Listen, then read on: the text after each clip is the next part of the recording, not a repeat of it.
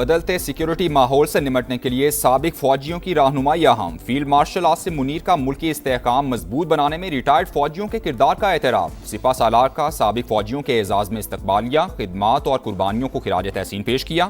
سابق فوجیوں کا پاک فوج کی قیادت پر مکمل اعتماد کا اظہار۔ بڑھتے سیکیورٹی چیلنجز سے نمٹنے کے لیے مسلسل حمایت کا اعادہ۔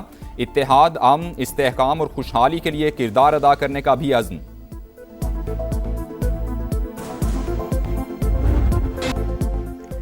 قطر اور پاکستان کے ذریعے سفارتی رابطے جاری، لیکن اس کا مطلب مذاکرات نہیں۔ ایرانی وزیر خارجہ عباس عراقچی نے واضح کر دیا، کہا امریکہ سے بات چیت دوبارہ شروع کرنے کا فیصلہ ابھی نہیں ہوا۔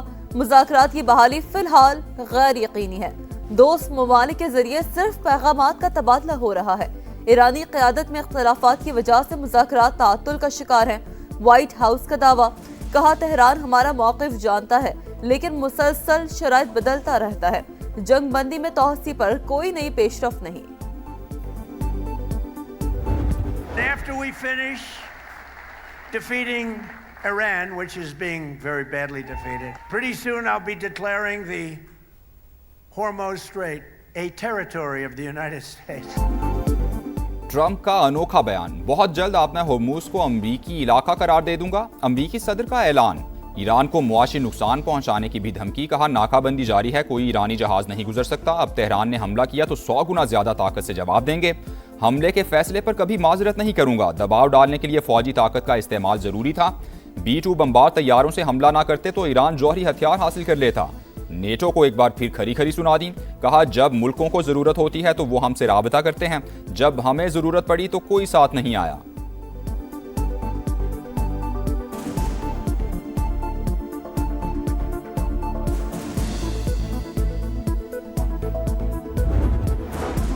آبنہ ہرمز کھولنے یا بند کرنے کا اختیار صرف ایران کے پاس۔ امریکی دھمکیوں یا طاقت سے خوف زدہ نہیں ہو سکتے۔ ایران کا ٹرمپ کے بیان پر سخت رد عمل۔ نائب وزیر خارجہ کاظم غریب آبادی کا کہنا ہے، عالمی گزرگاہ کے مستقبل کا فیصلہ صرف ایران کر سکتا ہے، کوئی اور نہیں۔ ایران میں پارلیمانی کمیٹی نے آبنہ ہرمز اور خلیج فارس میں سیکیورٹی سے متعلق اسٹریٹجک ایکشن پلان کی منظوری دے دی۔ امریکہ اور دیگر دشمن ممالک کے جہازوں کو گزرنے کی اجازت نہیں ہوگی۔ کمیٹی ترجمان کے مطابق منصوبے کا مقصد ایرانی مفادات کے تحفظ کے لیے جامع فریم ورک وضع کرنا ہے۔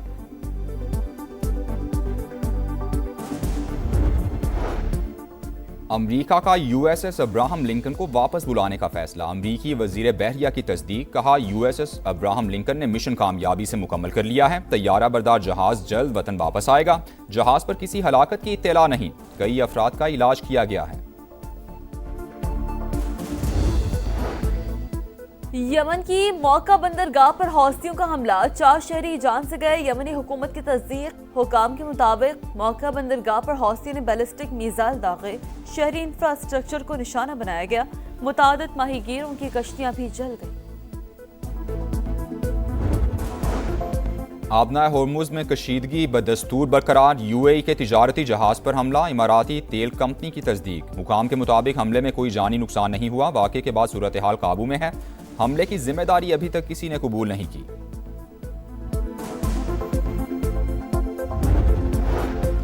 سیلاب متاثرہ علاقوں میں ریلیف کے لیے تمام وسائل بروئے کار لائے جائیں۔ وزیر اعظم کی ہدایت۔ شہباز شریف سے چیئرمین NDA میں لیفٹیننٹ جنرل انعام حیدر ملک کی ملاقات۔ صوبائی اداروں سے مؤثر رابطہ رکھنے کا حکم۔ آپریشن سینٹر میں AI اور جدید ٹیکنالوجی کے استعمال کی پذیرائی۔ پاکستان تیزی سے ابھرنے والی اہم ہنج پاور۔ اسلام آباد امریکہ، چین، خلیجی ریاستوں اور ایران کے ساتھ تعلقات کو زیادہ فعال خارجہ پالیسی کے لیے استعمال کر رہا ہے۔ فائنینشل ٹائمز کی رپورٹ، لکھا پاکستان بدلتے عالمی نظام طاقت کے مختلف مراکز کے ساتھ بیک وقت روابط کو اسٹریٹجک فائدے میں ڈھالنے کی صلاحیت رکھتا ہے۔ واشنگٹن اور تہران کے براہ راست مذاکرات کی میزبانی اور مکہ مشترکہ دفاعی معاہدہ بڑھتی ہوئی سفارتی اور تصویراتی اہمیت کی مثالیں قرار۔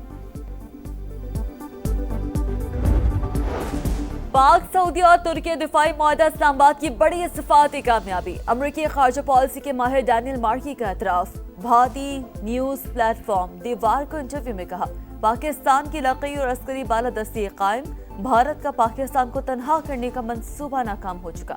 سہ فریقی معاہدہ بھارت کو دفاعی پوزیشن پر لے آیا۔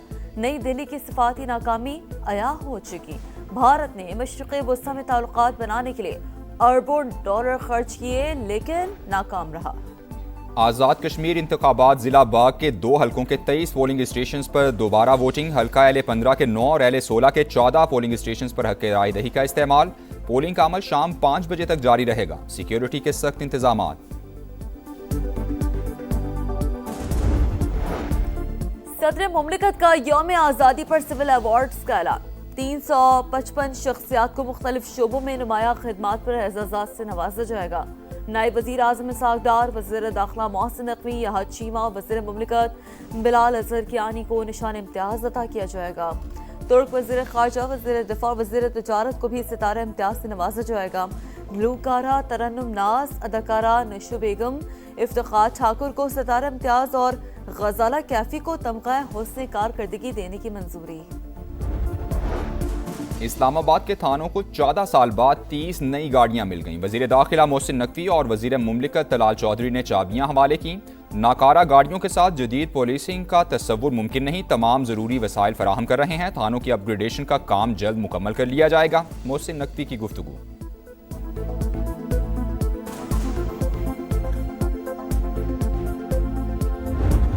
मीर रजा के रेस्क्यू एहलकारों के अहम इंकशाफात। लाश मिलने की जगह झाड़ियों से घिरी हुई थी, आगे बड़े गमले रखे हुए थे। क्राइम सीन यूनिट मौके पर मौजूद नहीं था। रेस्क्यू एहलकार जावेद का दावा, बताया लाश काफी खराब हालत में थी, खून निकल रहा था। जायजा लेने पर गोली लगने का मालूम हुआ। उंगलियां खराब होने की वजह से फिंगरप्रिंट्स नहीं लिए जा सके। मीर रजा को इंसाफ दो, कातिलों को जिंदा कटहरे में लाओ। मकतूल के बुरसा और दोस्त फिर सड़कों पर। शारा फैसल पर एहतजाज और रैली। इंसाफ ना मिला तो एहतजाज का दायरा वसी कर देंगे। मीर रजा के वालिद की गुफ्तगू। DIG ईस्ट और फिरोजाबाद थाने के SHO समेत अमले को मुअत्तल करने का मुतालबा।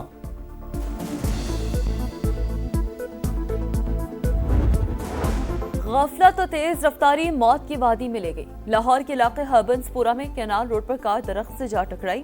हादसे में 5 अफराद जाँ बहक, 1 बच्चा जख्मी।